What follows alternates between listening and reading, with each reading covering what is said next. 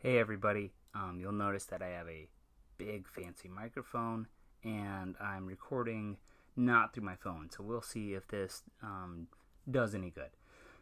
So, welcome to the Rambling Reverend, and I was just thinking through what do I want to ramble about. And a good thing is that I have been really enjoying the deep dives that David and I do together.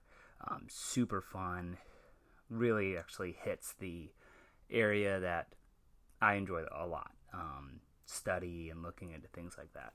And the other area too, just thinking about what I record is, so with Lent, I've been preaching more because we've had the Lenten meditations plus the Sunday sermon, and then you have our Maundy Thursday service last night, and then we have I've been, got my catechism class, got youth group. So I've been doing a lot of teaching and then rambling and then the deep dives and then the Wednesday study group. But just thinking through a really interesting thought that's been bouncing around through my head is just the truth of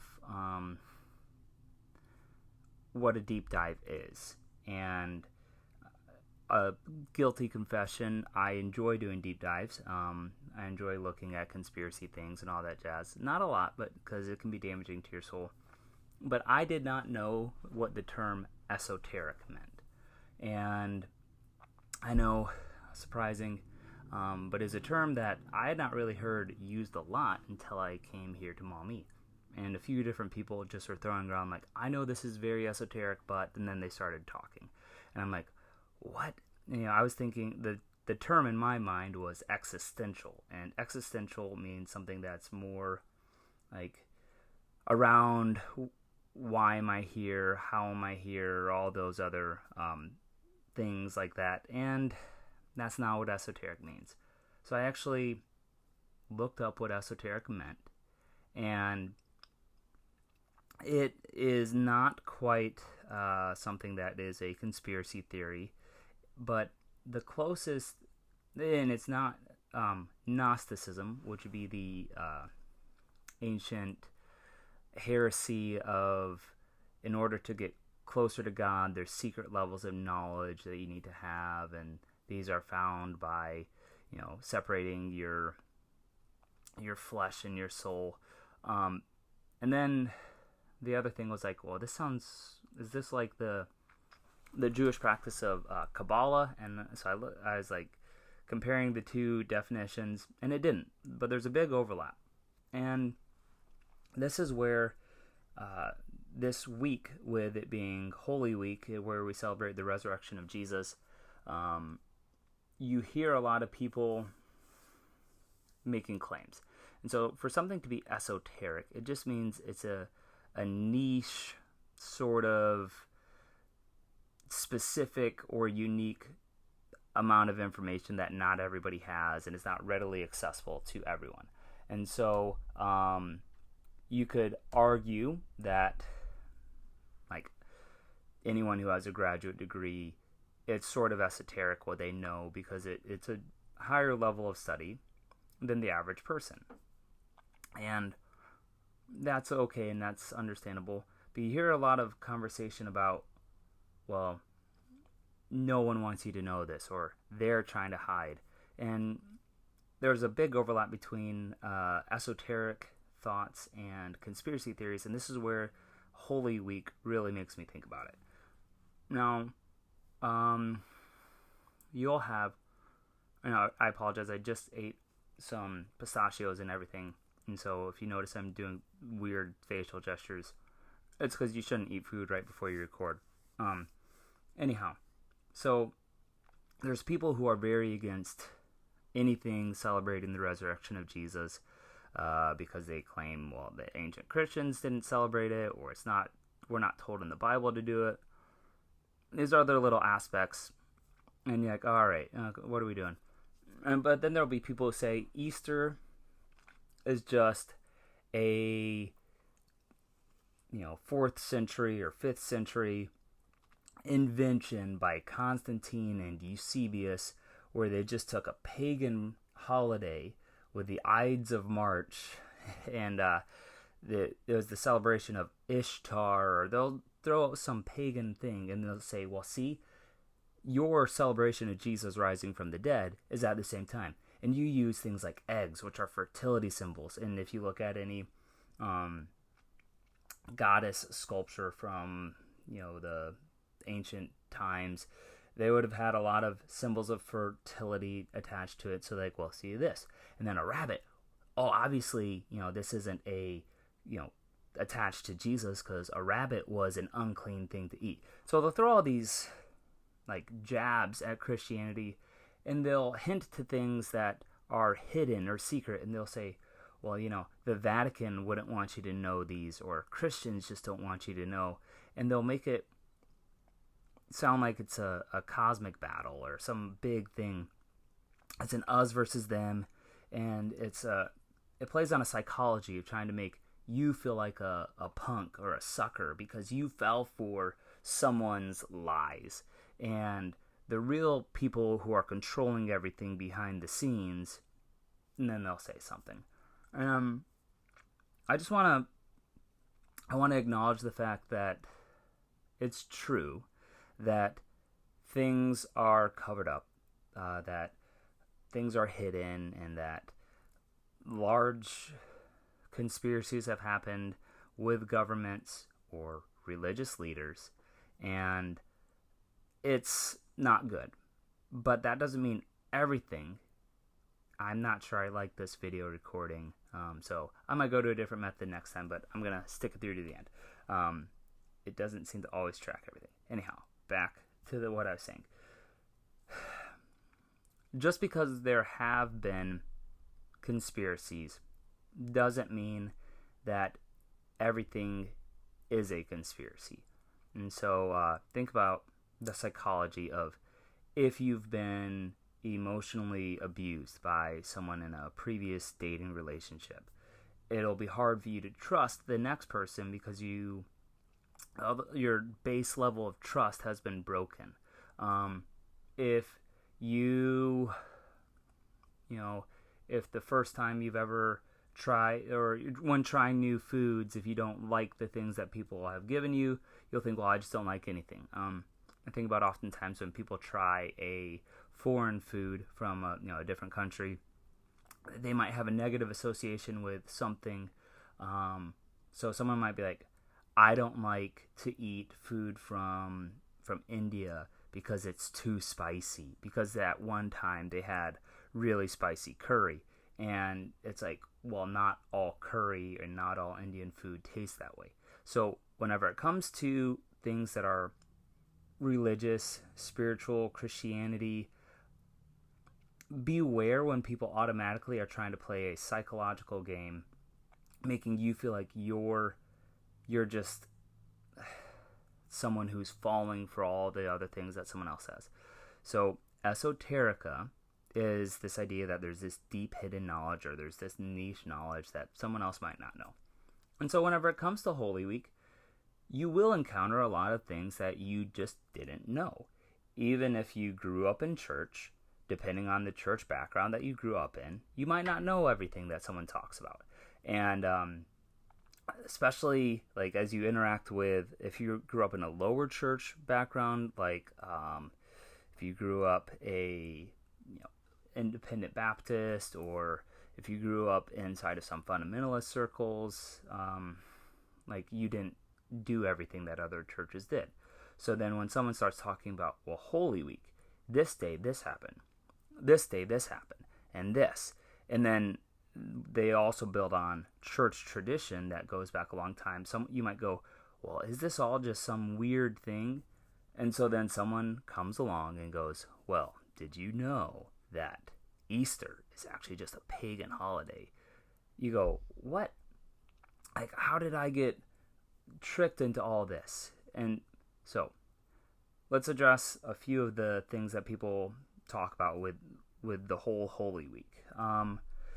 Some people might point out that in the book of John, it is uncertain if it is the same festival as the Synoptic Gospels. Synoptic is a big word for looks similar or similar looking, and that would be Matthew, Mark, and Luke. And so in that, people say they're conflicting sources, they disagree with each other, and that is not, it's not necessary to say that. So, because they'll say, look, you have the foot washing that is recorded only in John, and then you have Jesus overthrowing the tables early in the book of John. Therefore, these have to be dissimilar. Well, is it possible, two things, that an author could record something that the others didn't, or that Jesus did overthrow the temple twice? Or here's another thing. In ancient Near Eastern biographies, especially the Greek biographies of the 2nd century BC through the 2nd century AD, an author is trying to demonstrate a specific quality of the character being portrayed. And so they are going to show that this character has a connection to a deeply historic thing, which is why you have in Matthew, you have in Luke, you have the two genealogies that start off the books. And that's why you have in Mark, it starts off with the prophets crying out about there's going to be the one who makes straight the way of the Lord. And then in John, it goes all the way back to the beginning of all things. And now you might go, wait, what? What are you talking about? Is this Ben's, secret knowledge?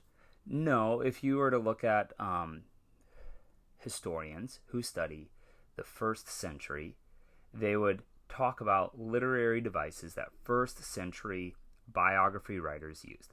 And so what we see with any of the minor differences that happen between Matthew, Mark, Luke, and John, it is not a difference in the modern sense of historical reliability. It's a difference from a standpoint of you have 4 authors talking about the same person, and they're trying to amplify a specific quality of that person.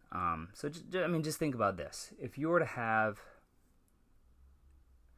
4 different grandkids write a eulogy for their grandfather, those eulogies would all look a little different. And I've written a lot of eulogies as a pastor, and I've written a eulogy for both a grandmother and a grandfather. And I asked my cousins for their stories. And it's interesting how it's the same grandparent that we all had. And some people knew that grandparent for 20-some years. Some people knew that grandparent around 40 years. And we were all telling the truth about that grandparent. But there were slightly different angles of perspective that we had. So that's an aspect that people talk about with Easter. The other thing is just the name. Why do we call it Easter? That sounds really similar to Ishtar. Oh no, that's a pagan god. Obviously, this is all fake, right? And someone will want to throw that in your face. And it's okay to say, where does this name come from? As David and I talked about in our deep dive, I would so much rather call it the Resurrection Day, or you could call it the Pascha or Passover, something that involves that aspect. But it seems to be that in specific Germanic languages, and Wesley Huff does a deep dive on this, it is the word for spring sounds very similar to the word for Easter. It's like Eostor or something like that. And so just think about how words can get passed down from generations, and people start to missay them, and phrases and colloquialisms can get slightly altered. So if you think about how many people say, I could care less, to mean they couldn't care less about something. It's something similar to that, where we have taken a phrase from a long time ago in a different language, and it survived through the generations, and then it starts to sound similar to something else. So Easter does not inherently come from the word Ishtar. And then here's another thing.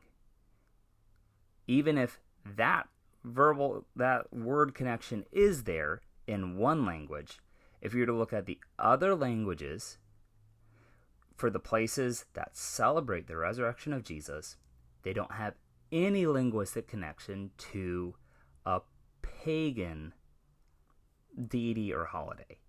So it's important to make sure that whenever someone makes a claim and they try to play upon a psychology of, oh, you've been duped, that you don't just automatically believe them. Like, look to something else. Now, the other thing that I've seen circulating is this claim. So, Mark, the earliest of the Gospels, doesn't have a resurrection story in the earliest accounts. And they'll say something about how the end of Mark 16 was not found in the earliest Gospels. This isn't the time to do a deep dive into textual criticism. This is a rambling. Ramblings aren't time for technical conversations. So, but the accusation is the oldest documents with Mark don't have a resurrection account. It ends with just an empty tomb. And then Matthew, according to this argument, is the second oldest, and it has just a little bit more, but not a lot. And then we have in Luke, which would be the next oldest according to this theory, you have a longer resurrection account. And then finally, in the Gospel of John, you have a whole intricate conversation. So clearly, the Christians developed the thought of the resurrection later on, because the earliest writings don't have a resurrection. And I just want to point out, someone's trying to play off of your not understanding technical working of how to date the Gospels. So they're playing off of that. And they're playing off of a guess as to why different authors would or would not include something, to then make a logical conclusion to say this was made up as the generations of the church went. Paul, in his writing of 1 Corinthians, which predates what most people would date the writing of Mark, Matthew, Luke, or John, says that the resurrection had been witnessed by a large number of people. And with that large number of people, it was verified that it had happened. And if it hadn't have happened, then we Christians are fools, because we need the resurrection to have any sort of grounds for the hope that we have and why we would live a different life ethically. But my pocket is buzzing, which means I have people wanting to call me. Hopefully this rambling on just esoteric thoughts and why we need to just be careful that whenever we hear new information, it doesn't, ping off all the pride sectors of our brain, and we go, why is this new information being presented how it's presented? Because the truth is, we don't know a lot of things. I don't know a lot of things. I have a Master of Divinity with an undergrad in Bible, and I've been reading the Bible almost every day for over 20 years, and I've gone to church since I was born. And there's a lot of things I don't know. But that's okay. So make sure that as you hear new information, especially whenever it centers around holidays and they try to address people are hiding this information from you, who's the they, and why is there some sort of devious motive attached to them? Most likely, it's just something you hadn't heard, because we don't know everything about everything, because it's a big world, it's a big Bible, and, sometimes information is hard to come by and it's hard to find. And so, if you have any questions, don't be afraid to ask me, Pastor David. Leave comments in the blog post. And I'd like people to comment if the video quality of this is absolutely jarring or not. So, have a good day, everybody. Bye.